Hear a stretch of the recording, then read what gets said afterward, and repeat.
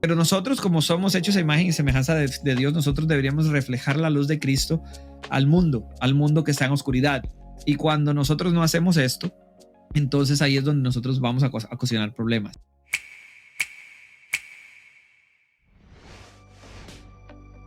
Yo creo que muchas veces el hecho, estamos defendiendo, ¿verdad?, la fe cristiana, pero ese aspecto que está fundamentado, ¿verdad?, está definido por Jesús, ¿verdad?, su sacrificio, todas estas cosas.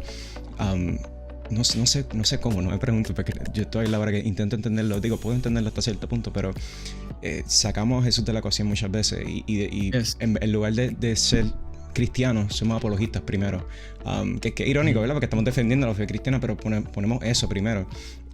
Yes. Y cómo tú crees que debería, que esto lo has estado hablando en tu Cross-Examine Life Updates, ¿verdad? Que lo haces, que te quedan brutales, pero ¿cómo tú dirías que podemos cuidarnos de hacer estas cosas, de poner a la apologética primero, poner a la política primero, poner a toda esta, ¿verdad?, esta ideología y toda esta filosofía primero que nuestra identidad como hijos de Dios?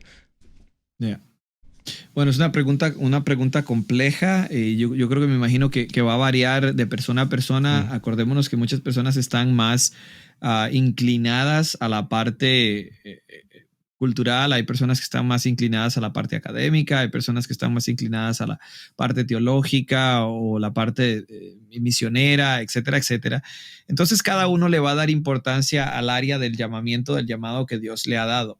Ahora, yo siempre digo y lo repito constantemente en mis charlas, en mis live streams, en mis shows y demás, que es que la intención siempre precede la acción, ¿no? Y nosotros tenemos que acordarnos que al final del día yo estaba teniendo una conversación con una persona que ustedes conocen, el detective J. Warner Wallace, el escritor de Cristianismo Caso Resuelto.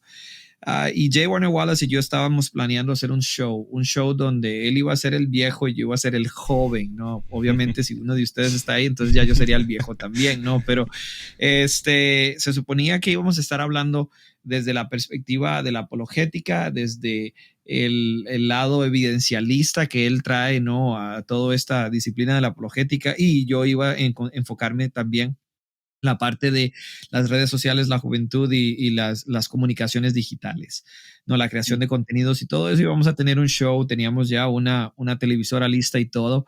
Y una de las cosas que decidí, que determinó decidir no hacer el show ahorita mismo, fue lo que sucedió con Ravi Zacarías. No, todos nosotros pasamos por momentos de angustia al nosotros darnos cuenta la doble vida que estaba llevando Ravi. Más allá de toda duda razonable, es algo que nosotros ya sabemos que ya no está en tela de juicio si sucedió o no. No, a este momento yo creo que cualquier persona racional va a decir, oye, desafortunadamente, pues no podemos echar marcha atrás a este veredicto, ¿no? Ahora, no estamos hablando de su arrepentimiento antes de morir o nada, sino que estamos hablando de la realidad de lo que sucedió. La vida del apologista en privado tiene que ser exactamente la misma que la del apologista en público. Y eso va para cualquier cristiano también. No, al momento que tú dices que eres cristiano, tienes que representarlo a él en la parte privada y en la parte pública. No puede ser un patán detrás de bastidores y ser un pan de Dios en el ojo público, ¿no? Ahora, en cuanto a esto, nosotros tenemos que saber que al final del día, la razón por la cual nosotros no quisimos hacer esto es porque 9 de 10 veces, y ahora ustedes van a tener un problema más grande que pues el que experimentaron generaciones anteriores de personas que estaban en el ojo público, es que las redes sociales nos pueden inflar el ego. Al final del día, si nosotros, por ejemplo, Jim y yo estamos hablando, bueno, si tenemos nosotros, y especialmente desde mi perspectiva, ya Jim es un viejo de 60 años donde ya le está retirado y mañana dice, ya no quiero hacer apologética y apaga sus cámaras y ya puede vivir en paz. Yo vivo de esto, ¿entiendes? Entonces para mí es un poco diferente. Y cuando estábamos hablando, él me dice, oye, tienes que tener mucho cuidado porque todo esto, como por ejemplo, tú sabes que yo tengo un avatar donde tengo mi cara y tengo hasta Santiago Alarcón tiene una camisa, el de Rincón Apologético con mi cara y todo eso. Ese tipo de cosas, obviamente lo único que reflejan es el ego de los seres humanos y particularmente el mío. Ok, pero nosotros como somos hechos a imagen y semejanza de Dios, nosotros deberíamos reflejar la luz de Cristo al mundo que está en oscuridad. Y cuando nosotros no hacemos esto, entonces ahí es donde nosotros vamos a ocasionar problemas. El problema con nosotros ahorita mismo es que al final del día estamos, aquellos que afirman ser apologistas, no todo el que se pone apologista en el nombre o dice que hace apologética es apologista.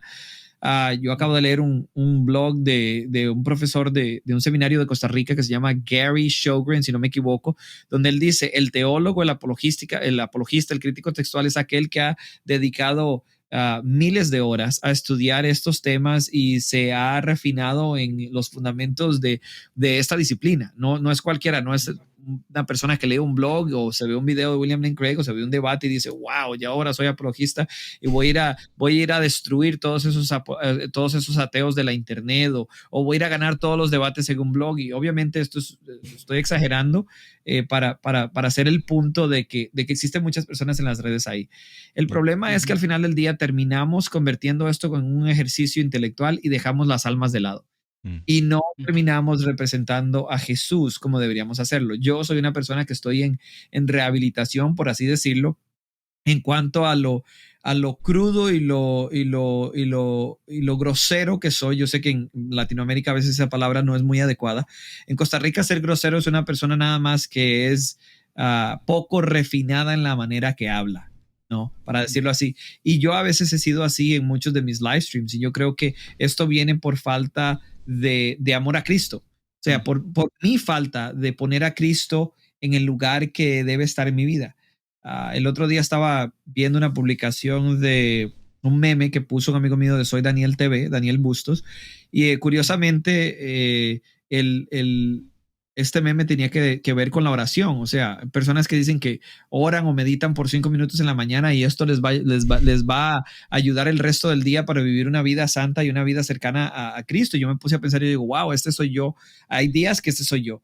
No, entonces yo creo que esto viene de tener una mala vida en cuanto a las disciplinas espirituales. Estamos hablando de oración, estamos hablando de meditación en la palabra, lectura de la palabra de Dios, ayuno y demás, y nos ponemos en el lugar de Jesús, el que debería estar.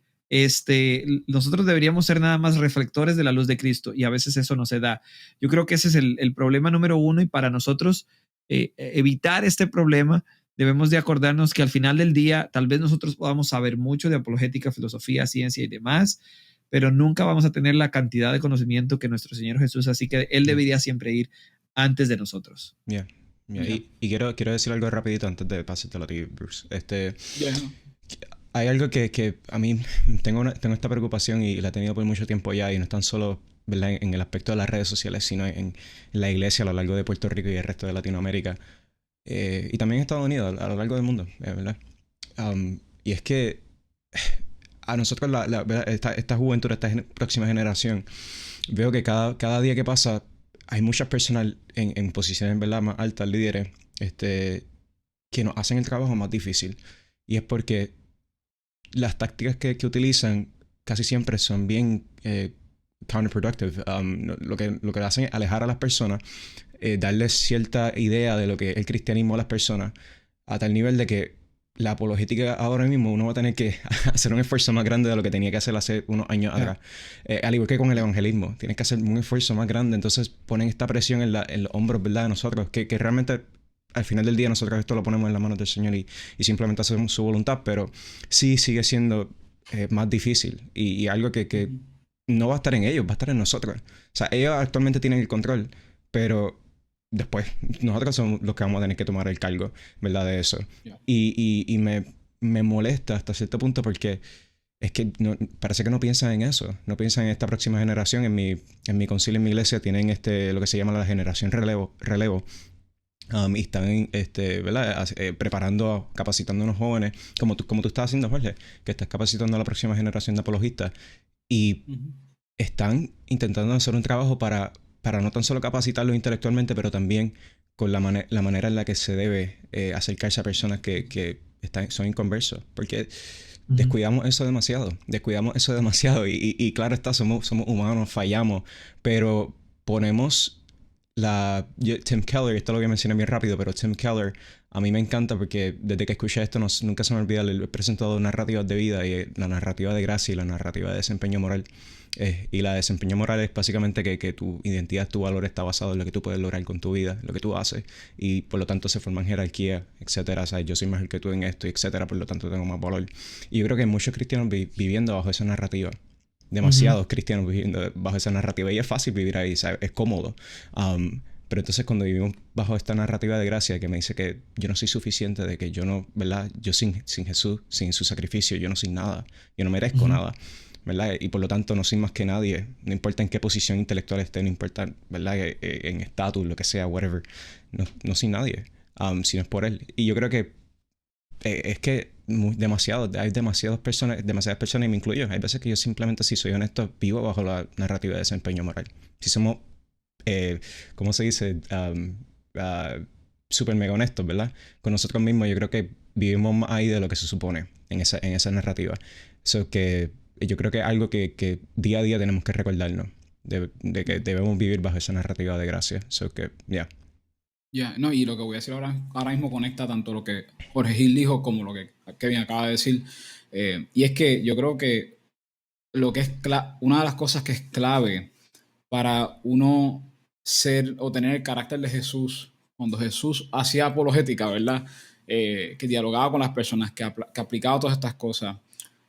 La forma en la cual, una de las formas que yo creo que es sumamente poderosa, que nos puede ayudar a moldear todos los días, además de la oración y todo, y, ¿verdad? Todo lo que usualmente las personas nos dicen, nuestros hermanos en Cristo nos dicen que hagamos para ir creciendo nuestra relación con Jesús, es nosotros también ver cómo Jesús era con nosotros siendo pecadores. Yo creo que eso es esencial, por lo menos yo siempre medito en eso. Cuando pienso en hablarle, por darte un ejemplo, hablarle a una persona que está en el feminismo, o hablarle a una muchacha que es pro aborto, pero aún así está considerando abortar a un niño porque ella tiene uno. Por darte un ejemplo, cuando pienso en la comunidad LGBT, o sea, cuando yo pienso en todas estas personas y más, porque estos no son las únicas personas, hay otros problemas, otras cosas que están sucediendo con otras personas, pero cuando yo me pongo a pensar en todo eso, yo me pongo a pensar en Jesús y en la paciencia y en la forma en la cual Él, con la verdad, de la mano con el amor, Él me llevó a mí con otras cosas a la verdad. O sea, que cuando tú ves el trato de Jesús hacia uno mismo, que uno no se lo merecía, uno entonces dice, espérate, pues entonces, ¿cuánto aún más yo debo de tener hacia la persona que no lo conoce todavía? Yeah. Entonces, eso a mí, cuando yo medito en el Señor, y no es algo que he perfeccionado, eso es algo, por eso digo, hay que seguir meditando en eso, porque uno se lo olvida, como Kevin dijo. O sea, hay veces que nos vamos en el desempeño moral, meditamos y nos recordamos, espérate, déjame volver a la gracia. Entonces ahí es que uno, la forma de hablar cambia, o sea, el approach, ¿verdad? La forma de tú referirte a una persona, las palabras que uno usa, los gestos, la intención, como tú dijiste, me encantó eso, ¿verdad? Que la intención, depende de la intención, uno actúa. Y todas esas cosas se van moldeando más hasta que te das cuenta, espérate, mi forma de ser ahora mismo es bien similar a la de Jesús. No es perfecta, no es idéntica, pero es bíblica, va en camino. Yeah. Por ahí voy, exacto. Y yo creo que es esencial y te admiro y te respeto aún más porque fuiste honesto y dijiste, Diandre, hermano, estas cosas son una realidad en mí y en nosotros también, by the way, no eres el único. En nuestro caso también tenemos otras cosas también, que nosotros en el podcast hemos sido transparentes con nuestros seguidores, con el Geek Fam, y hemos dicho, mira familia, o sea, estas son cosas que nosotros we wrestle with, pero que en ese aspecto mi respeto y amor hacia ti acaba de crecer aún más por eso. Y te lo digo genuinamente, de que cuando vengas para Puerto Rico me dejas saber para ir a comer los cuatro, los tres. So, no, pero en serio. No, de verdad que sí. A veces nosotros no lo vemos, a veces, y yo lo digo en mi show una y otra vez. Si tú llegaste al punto donde crees que ya lo sabes todo, es en el momento donde ya yo no te voy a tomar en serio, porque obviamente siempre estamos en este caminar del aprendizaje y demás. Algo que a mí me quedó grabado en la mente después de un show en vivo que hicimos de Los Inactuales. Tú sabes que los domingos a las 6:30 por varios de los canales de nosotros, incluyendo el mío. Estamos haciendo este programa de los intelectuales con Santiago Alarcón y Jonathan Murcia, y ahí está Joaquín Mauricio Moya y mi persona, y tenemos invitados. Tuvimos a esta persona que antes era homosexual y ya no, vino a Cristo y dejó su estilo de vida gay. Era una persona gay practicante, tanto así que él se autodomina en su canal de YouTube como Carlos Catari ex gay, ¿no? Y una de las cosas que él dijo, nunca me afectó que me citaran versículos bíblicos de Levíticos cuando estaba. Es una persona que admitió en cámaras, y lo admite en su canal de YouTube, de haber tenido sexo con más de 600 hombres, o sexo homosexual con más de 600 hombres. Una persona de Venezuela que ahora vive en Canadá, y pues la historia de él es una historia increíble, ¿no? Es una historia increíble. Está a punto de salir su libro y bueno, anyways, él me dijo, no, nada, ninguno de los versículos en contra de la homosexualidad, ninguno de los versículos en Levíticos, ninguno de los versículos en el Nuevo Testamento, a mí me dice, me movía para actuar, para cambiar mi forma de ser, para pensar que había algo malo en mí. Y obviamente, desafortunadamente, su homosexualidad se desarrolla después de un abuso sexual que tiene de niño por parte de un tío. Pero él dice, lo que a mí me cambió fue ver el amor de Cristo por mí. Y él dice que él vio la película de la Pasión de Cristo porque pensó que era una película que tenía que ver con algo de romanticismo, porque traía la palabra pasión en el título. Él no sabía, obviamente él decía que él era cristiano, pero él era un cristiano gay. Y esto fue lo que lo llevó a él a los pies de la cruz, y después una pareja de cristianos en Canadá que, aunque sabían que él era un homosexual practicante, lo amaron al punto de que él se dio cuenta que él tenía que poner a Cristo ante todo, y después de eso el cambio iba a venir, independientemente que Dios le quitara sus deseos de atracción por personas del mismo sexo o no. Él sabía que la identidad de él no era en su sexualidad, sino en Cristo, y esto fue lo que hizo un cambio en él. Yo creo que en el mundo de la apologética, y aquellos que son aficionados a la apologética y quieren hacer la transición entre ser aficionados a la apologética a ser personas como referentes académicos o referentes, diría yo, ¿cómo es que se llama? De peso, ¿no? Referentes, no de importancia, sino, ¿cómo lo puedo decir? Personas que se identifican como expertos en el tema. Les hace falta mucho a veces esa parte emocional. Como te digo, yo fui y todavía estoy en ese proceso de tratar de mejorar mi manera de ser, especialmente ante las cámaras en cuanto a esto, pero todos nosotros tenemos que lidiar con eso. Yo creo que el problema es cuando no nos percatamos de que existe un problema.